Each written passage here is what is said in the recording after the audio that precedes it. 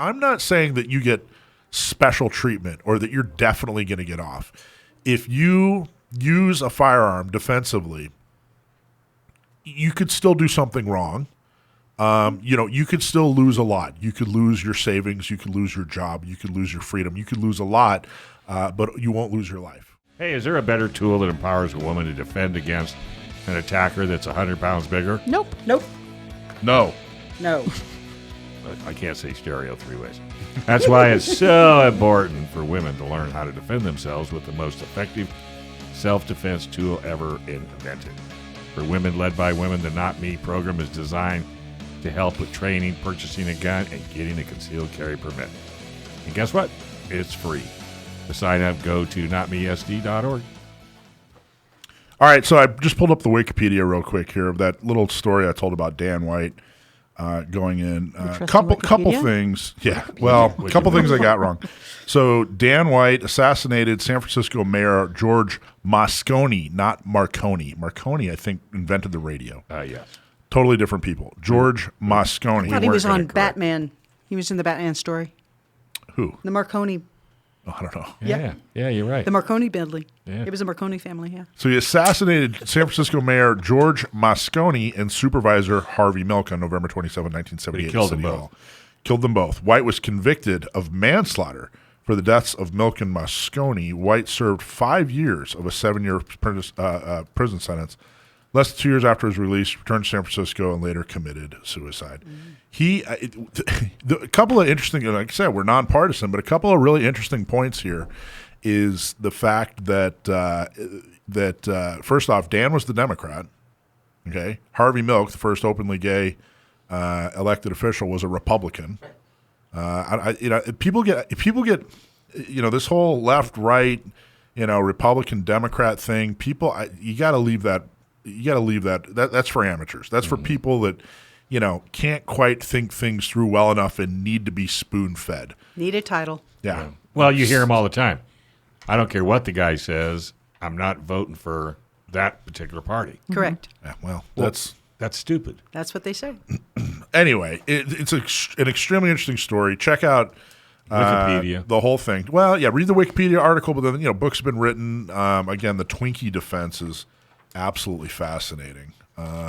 Only an attorney could come up with. I've definitely had some Twinkie offenses. When's the last time you had a Twinkie? Not sure I've had any Twinkie defenses. When's the last time you had one? I don't remember the last time I had a Twinkie. Yeah. It seems like a couple 3-4 years ago, they were like getting rid of Twinkies. Yeah. So I went in and wasn't Hostess like closing down? Yeah, something. Yeah. So I went in and I'd say goodbye to an old friend. Probably had a couple that. Honestly, I don't think I've had a Twinkie since I was a kid. When I was a little kid, I loved Twinkies. What about Snowballs? I remember them, the pink ones. I do. I know what you're talking about, but No, ding dongs. Not a fan. Oh, ding dongs. Oh. Ding dongs. Yeah. I was really more. I was more of a I didn't really. I'm not a big sweets guy. I never was. I wasn't a big sweets kid. I wanted spaghetti. I wanted spaghetti. I wanted meat. I wanted potatoes. Beer. I was more that kid. Beer? Is that what you said? Sure. I didn't want beer when I was a kid. No. Please. Not beer. What kind of thing is that to say? Okay, so we, what were we? Hey, we made it till 5. Yeah, I know. 5:20. What were we talking about? We were talking about Kimberly. What were you leading us with Summer? What were we? Oh, Summer Stephan. I heard that there was a huge win. I think so. Massive. I think it was very big. I believe it is too. So Summer Stephan is who's Summer Stephan? Our DA. Yes, down in San Diego. District attorney. The job of the DA is basically to prosecute crime, especially felonies. There are some misdemeanors that get prosecuted, not in the DA's office. But anyway, everybody in the county goes through. If you're getting prosecuted for a crime, you're probably going to go through the district attorney's office. Mm-hmm. And the district attorney is elected, and we endorsed Summer Stephan. Yes. Twice, helped her get elected. Very proud of that. And Summer has worked at the district attorney's office for like 150 years, I think. I won't even answer that. Maybe 140. No, not even. She earned her way there. She did. She's done a fantastic job. And of all the elected offices, I think district attorney is probably the hardest. Even more so, I think sheriff is right up there. City council, I think the easiest is county board. County board, but what do it's they only do? because they're the quietest. Keep in mind that the media is not covering anything that they do, They didn't whereas cover- yeah. the DA is front and center. Front and center, plus the county board of supervisors here in San Diego have pretty much relinquished half their job to Sandag. I have no idea why Sandag exists. Yeah, I was just that gonna bring needs to up go that. away. County board's a bunch of lazy. Anyway, so she has done something really, really, truly amazing. Now, if you attended our meetings a couple months ago, you saw an attorney named Gary Gibson, who is just a wonderful guy. He's a 10-ring member, great dude. And he had a client. He came and gave a presentation about a client that he'd had recently. The client, did you guys see that? Were you guys there for that meeting? No? I was not there for that meeting. So he, what happened was his client pulled in to get gas, and he was waiting in line for a while. Pulled into the pump to get gas. Somebody felt that he cut him off, so they pulled in front of him, so that he kind of had him trapped in basically. His client didn't know it, but he was being attacked. So the guy jumps out of his car, starts swinging, and before he knew it, he's got this guy in his face punching him. But before he even connected, his client, who was a CCW holder, brandished. He pulled from concealment. Now, he didn't even point in, but he brandished. Well, that was an assault. And what happened? What would you do if you're hitting somebody, Alicia, with your fists, and they brandish? What would you do? I'm going to decide. I realize I forgotten to turn the oven off. Yeah, and- you're Gotta go. You're going to See ya. rethink. Goodbye. Your OODA loop has just changed right. significantly. You go, Right. okay, you know what? I don't want to do this. And so the guy reholstered. Bad idea. After his attacker left, he reholstered and started pumping gas. Well, the attacker went crazy, basically, and got his phone out and called the cops. And, this guy had a gun. He attacked me, blah, blah, blah.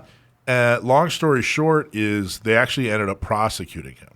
Now, this was some junior DA who really, truly, in my opinion, doesn't or at least didn't understand the legalities and probably the ethics of using lethal force. So this poor guy got prosecuted. He won his case, but it took him like 8 months.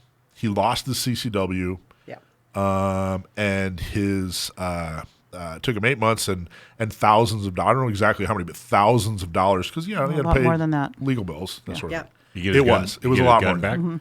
So what to get your gun back, when they take your gun like that, okay, the sheriff takes it into their possession, and then once it's cleared, you have to actually go through the state. You have to get what's called a gold seal on a form. Once you get that, then you give it to the sheriff, and they actually give it back to, or that you can go through an FFL to make it a little bit easier, and then you can get your gun back. That process is not easy. No. Getting a gold star, getting this seal in order to, it is not easy. It is so complicated and so expensive that this guy, the CCW holder, chose to just let him have it and buy a new gun because he decided it would have been about same. Right. So, in a lot of the self-defense classes that you take, your instructor's going to tell you, carry a stock something, and expect to lose it. Like, don't carry your race gun, your $4,000 race gun, because you're probably going to lose it. Well, here's proof positive. prime example. So it's not necessarily, it's just so complicated and expensive to get it back that somebody just, might just use your stock gun. Okay, so what happened? So the CCW holder won. Gary's an excellent attorney. But we decided, hey, you know what? This thing wasn't handled correctly. So we went and met with the district attorney, and through the course of a couple different meetings, a pilot program has been started in San Diego. And to my knowledge, it's the first I think it's the anywhere in only nation. one. Yeah. So what it is if you are involved in a defensive gun use, a DGU, please get familiar with that term, defensive gun use.